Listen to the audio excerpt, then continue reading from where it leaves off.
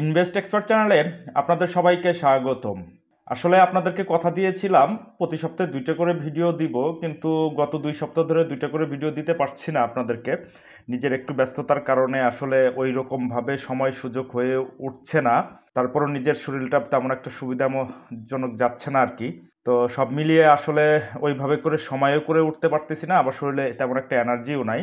যাই হোক, তারপরেও আপনাদের জন্য আমি কিছু দেওয়ার চেষ্টা করি সবসময়ই। আসলে ওইভাবে করে অ্যাক্টিভ এই মুহূর্তে থাকতে পারছি না, এই বিষয়টার জন্য আসলে আমি একটু দুঃখিত। তো চলেন, আসলে ব্যবসা তো দিচ্ছে, বাজার বেশ ভালোই ব্যবসা দিচ্ছে। কে কিভাবে নিচ্ছেন আমি জানি না, আমিও টুকটাক ব্যবসা করার চেষ্টা করছি এবং আশা করি টুকটাক একটু পাচ্ছি আর কি। তো আপনারা কিভাবে করছেন, কোন দিকে যাচ্ছেন, সেই বিষয়টা নিয়ে আজকে বিস্তর আলোচনা করব। বা আমি কোন দিকে যাচ্ছি, আমার প্ল্যান কি, সেই প্ল্যান অনুযায়ী আমি কিভাবে আগাচ্ছি, সেইটাই আলোচনা করব। আজকে ইন্ডেক্স এবং কিছু ওয়াচ লিস্ট নিয়ে আপনাদের সাথে আলাপ আলোচনা করব। সাথে লস রিকভারি কিভাবে করা যায়, বা আমি একটা শেয়ারে আটকে গিয়েছিলাম, সেই শেয়ার থেকে আমি কিভাবে লস রিকভারি করেছি সেটা নিয়েও আজকে আপনাদের সাথে একটু আলাপ আলোচনা করব। তো চলেন, সর্বপ্রথম আমরা ইন্ডেক্স নিয়ে একটু আলোচনা করি। দেখেন, ইন্ডেক্সের এই যে বক্সটা আমি আঁকিয়ে রেখেছিলাম বহু আগে থেকেই, এই বক্সের মধ্যে বলেছিলাম যে রেঞ্জ বাউন্স মার্কেট আছে বা সাইডওয়েজে আছে। কিন্তু গতদিন বলতে যে গত 2 দিন আগে আর কি, এই যে বড় একটা বুলিশ ক্যান্ডেল দিছে, সাথে ভালো ভলিউম নিয়ে এইখানে যে রেজিস্ট্যান্সটা ছিল, যে বাধাটা ছিল, এটাকে ব্রেকআউট দিয়েছে এবং এইটাই মোটামুটি কনফার্মেশন সে দিয়েছে, সে ইম্পালস মোডে এন্ট্রি করেছে। তবে এখনও পিওরভাবে কনফার্মেশন দেয় নাই, এটা একটু মাথায় রাখতে হবে। আপনাদের এই জায়গাটাতে একটু কৌশলী হইতে হবে, কৌশলী না হইলে আসলে আপনাদের বিপদ আছে। একটু কৌশলী হইতে হবে। আমি যে কৌশলটা অবলম্বন করছি এখন, সেটাই আপনাদের সাথে আলাপ আলোচনা করব। দেখেন, আমি চার্টটা একটু ঘন্টার চার্টে একটু কনভার্ট করি। 1 ঘন্টার চার্টে 1 ঘন্টার চার্টে কনভার্ট করলে এই জায়গাটাতে আমরা কি পাচ্ছি, এইখানে ইলিয়ট ওয়েভের ইন্টারনাল কাউন্টিংয়ে পাস শেষ, তার মানে এক্সটার্নাল কাউন্টিং বা বড় কাউন্টিং যেটা আছে সেটার 1, এই হচ্ছে 2, আর এই যে এইটা 3-এর জন্য উঠছে।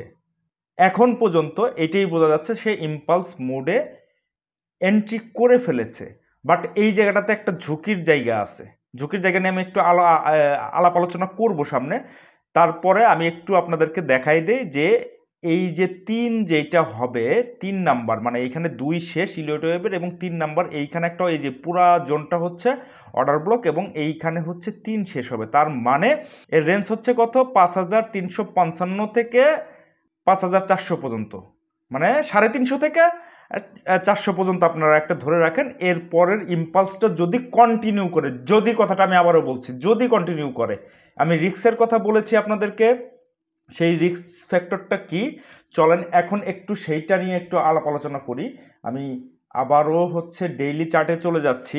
এই যে দেখেন, ডেইলি চার্টে এই জায়গাটাতে ভালো একটা ভলিউম এবং প্রাইস অ্যাকশন দিয়েছিল, এবং গত 2 দিন যে কারেকশন হচ্ছে এইটা আমি নর্মাল কারেকশন হিসেবে দেখব, কারণ এইখানে যে ভলিউমটা এসেছে আহামরি তেমন একটা আলট্রা ভলিউম না, মানে অত ভলিউম না।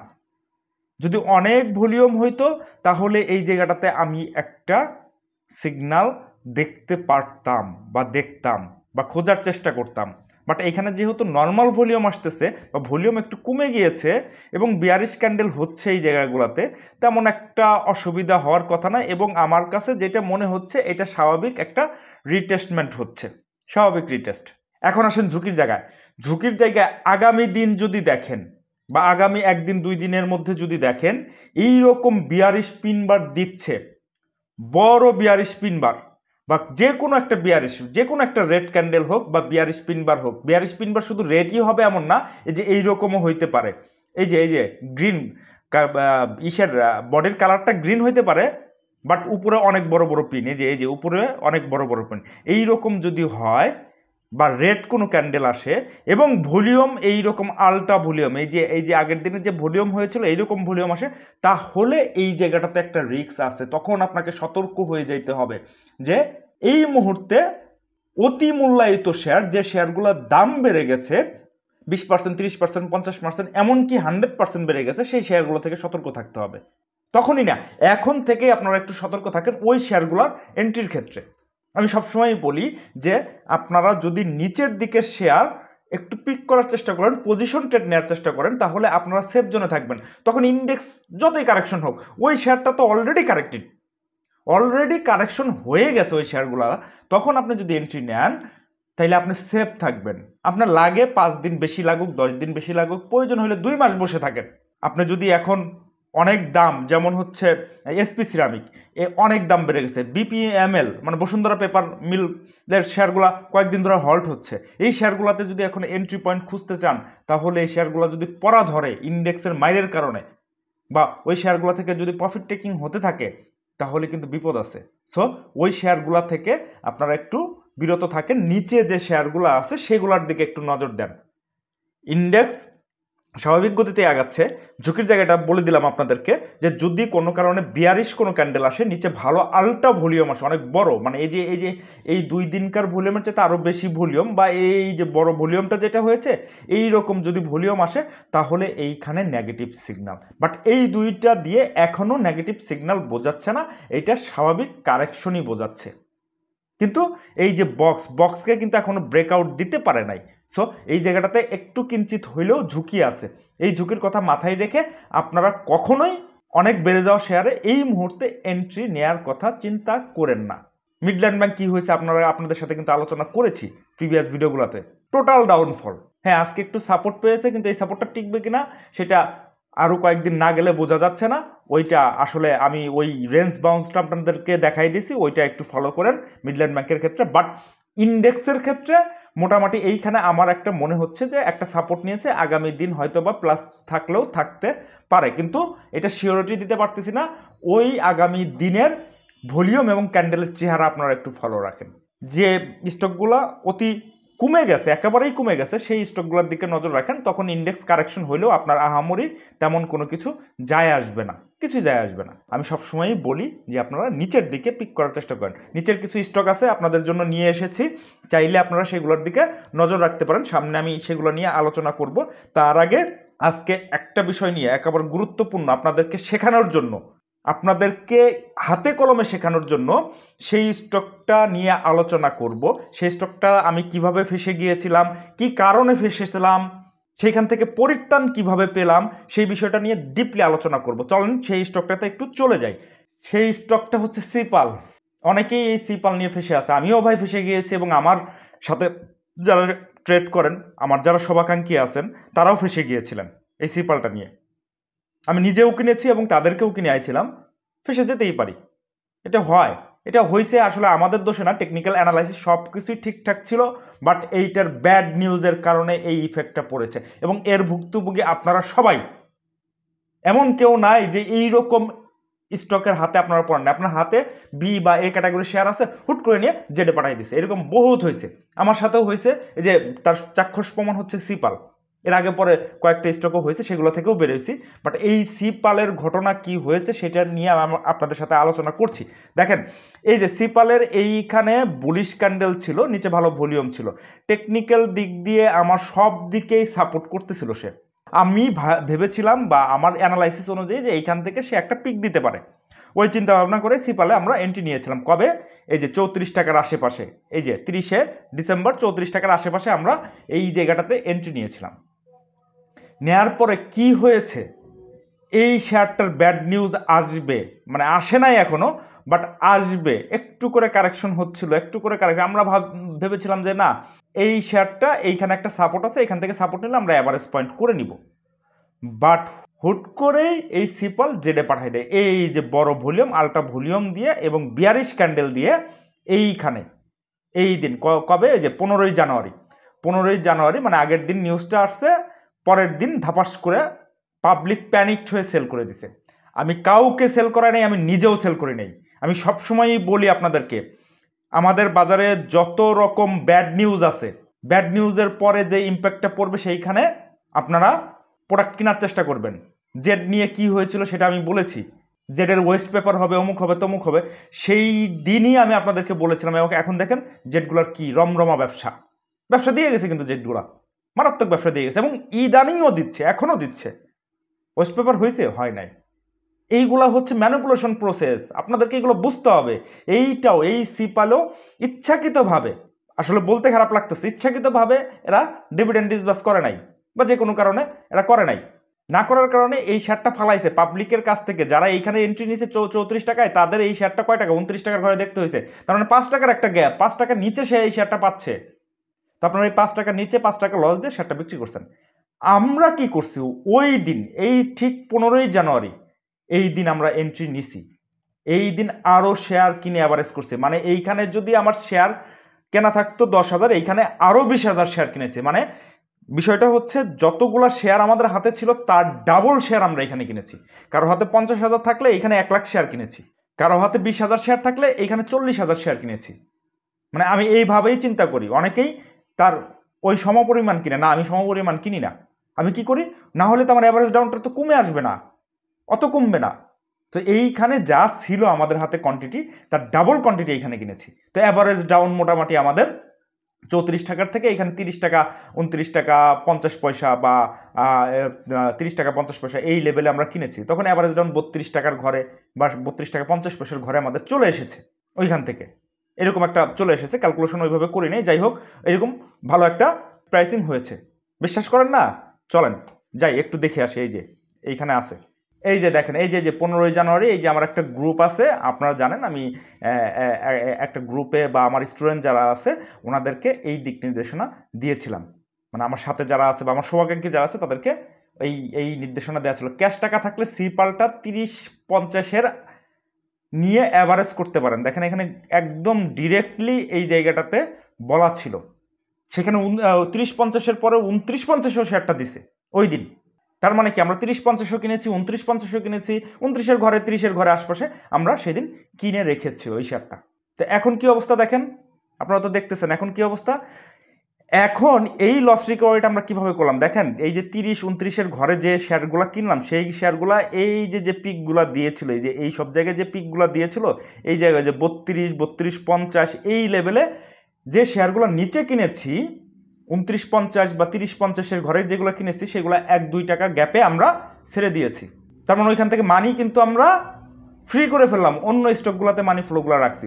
বাকি যে স্টকগুলো আমাদের হাতে ছিল 32 টাকা 33 টাকা অ্যাভারেজ হয়েছে, মানে 34 টাকার ঘরে যেটা কিনেছি সেগুলো 32 টাকার ঘরে অ্যাভারেজ হয়েছে, সেই শেয়ারগুলো এখন আমরা ছেড়ে দিচ্ছি। তার মানে কি, আলটিমেটলি এই শেয়ারটা থেকে আমরা প্রফিট নিয়েই বের হলাম। তা আপনারা কি করেন, ঠাস করে একটা স্টকের খারাপ নিউজ আসলে প্যানিক হয়ে সেই স্টকগুলো দেন সেল করে, সেটা নিয়ে কোনো প্ল্যানিং থাকে না। হ্যাঁ, এখানে আমার সময় লেগেছে, অনেক দিন সময় আমাকে ধৈর্য ধরে বসে থাকতে হবে। এটাই মার্কেটের খেলা, এইটাই খেলা ভাই।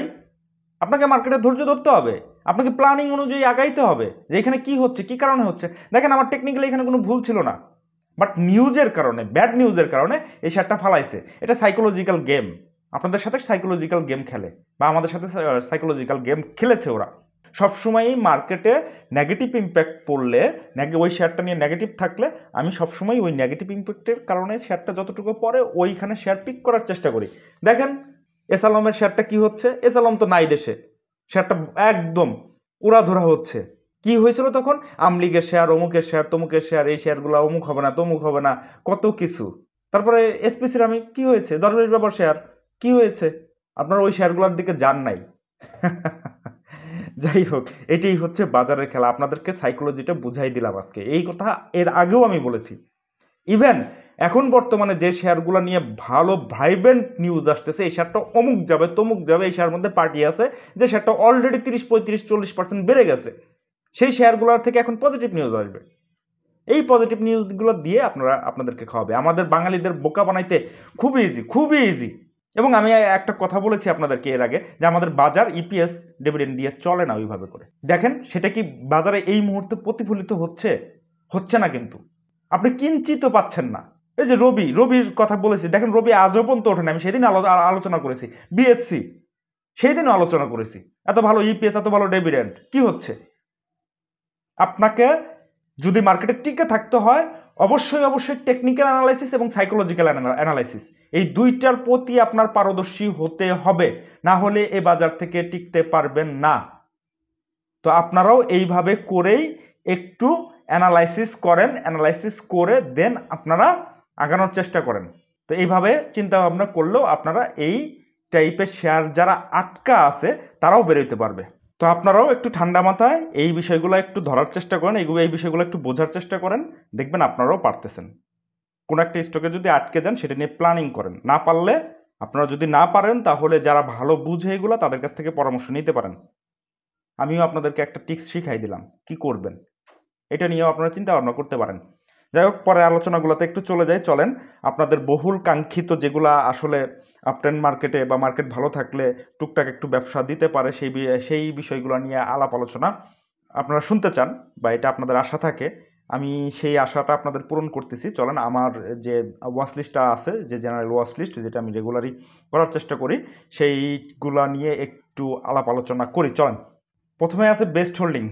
দেখেন, বেস্ট হোল্ডিংয়ের এইখানে যে কারেকশনটা হয়েছে অনেক বড় কারেকশন। যখন সে আইপিওতে আসার পরে সে 46 টাকা সে উঠে গেছিলো এবং শেয়ারটা এখন কত আছে, 18 টাকা 50 পয়সায়।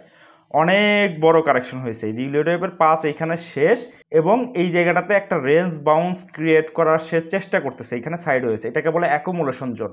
অনেকেই অ্যাকুমুলেশন জোনে শেয়ার কিনতে চায় না। ভাই, আমি সবসময় অ্যাকুমুলেশন জোনে শেয়ারটা কেনার প্রেফার করি। আমার লাগলে ভাই 2 মাস সময় বেশি লাগুক, 15 দিন সময় বেশি লাগুক, বাট আমি অ্যাকুমুলেশন জোনটাতেই বেশি প্রেফার করার চেষ্টা করি। একটা শেয়ার 20% 30% বেড়ে গেছে, তখন তো আপনি বুঝতেছেনই 20-30% অলরেডি বেড়ে গেছে। তা আপনি কেন 20% 30% উপরে কেন শেয়ারগুলো এন্ট্রি নেবেন? শেয়ারটা যখন নিচে থাকে তখন ধরার চেষ্টা করেন না, তখন ধরেন।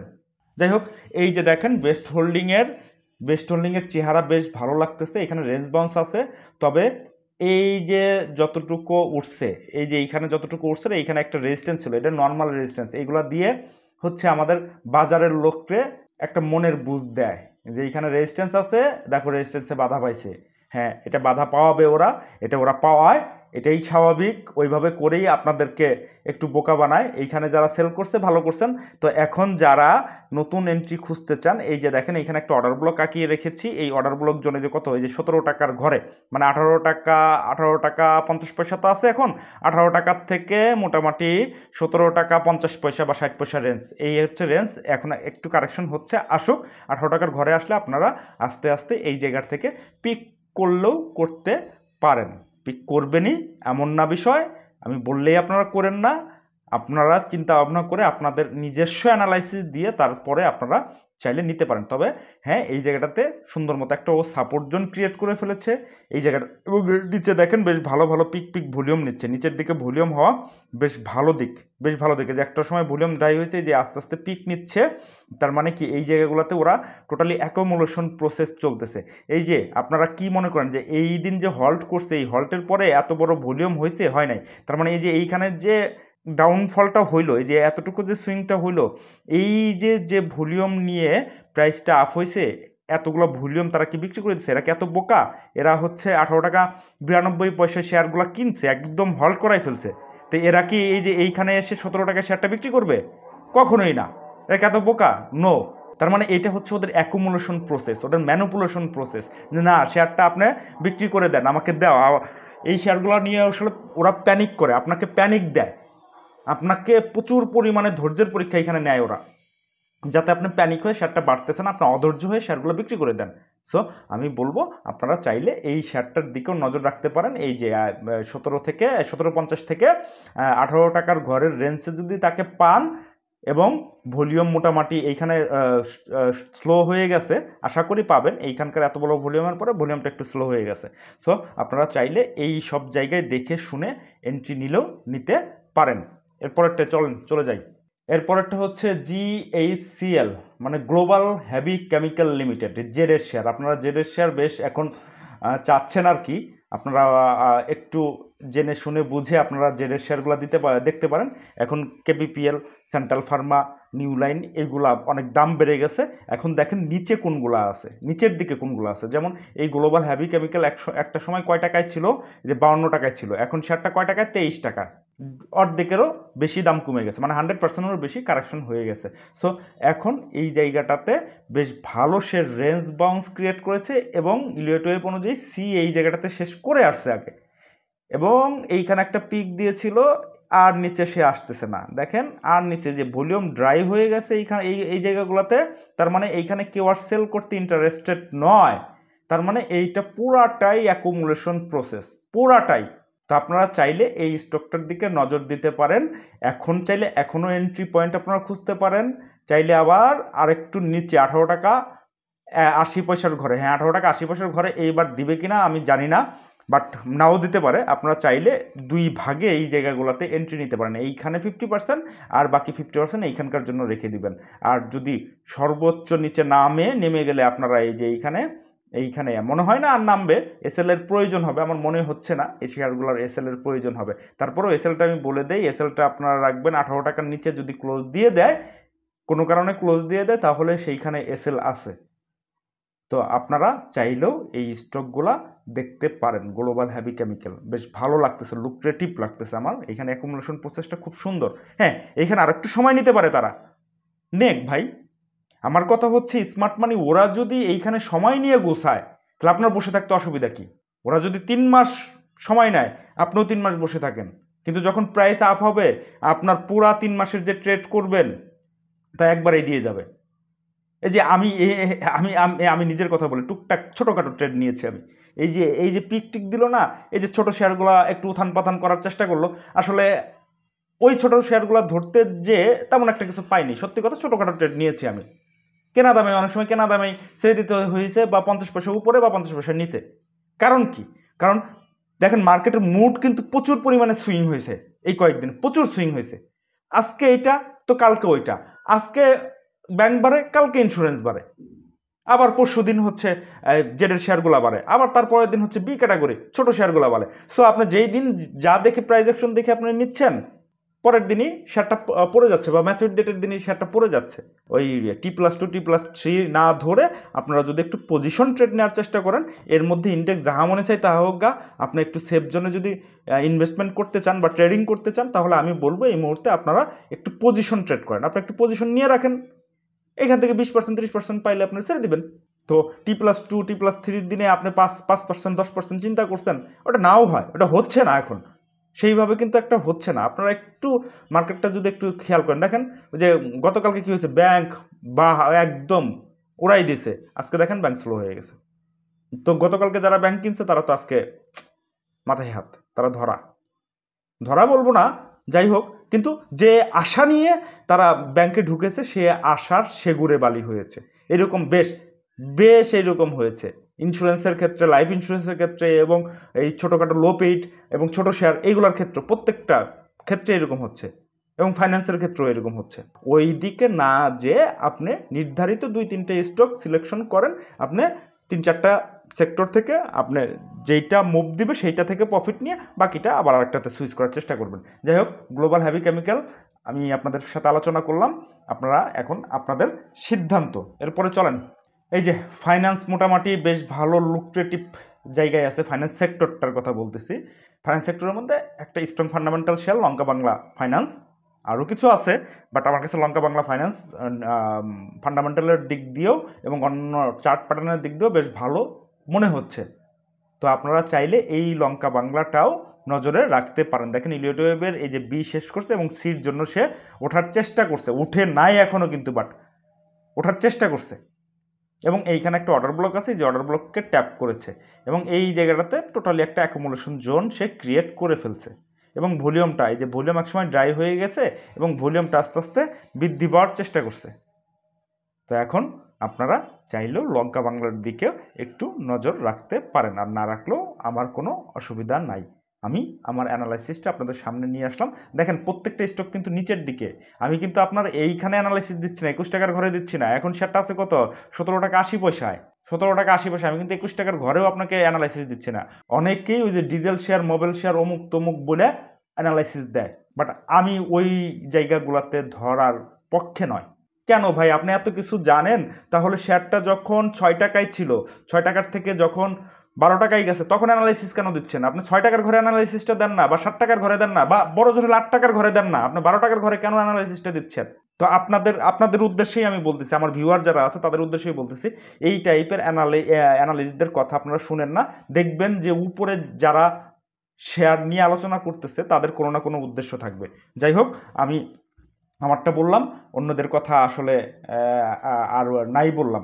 কোনগুলা ফলো করবেন, কোনগুলা ফলো করবেন না, আমার সতর্ক করার কথা আমি আপনাদেরকে সতর্ক করলাম। আপনাদের ভালোবাসি, আমার ভালোবাসার জায়গা থেকে আপনাদেরকে একটু সতর্ক করলাম।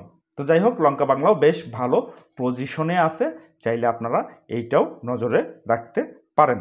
এই যে দেখেন সমরিতা, অনেক দিন ধরে অ্যাকুমুলেশন জন্য, এর মধ্যে অনেক দিন এইগুলোকে কি বলে, আপনারা কি এইগুলা দেখে আপনারা এইগুলোর দিকে তাকাবেনই না?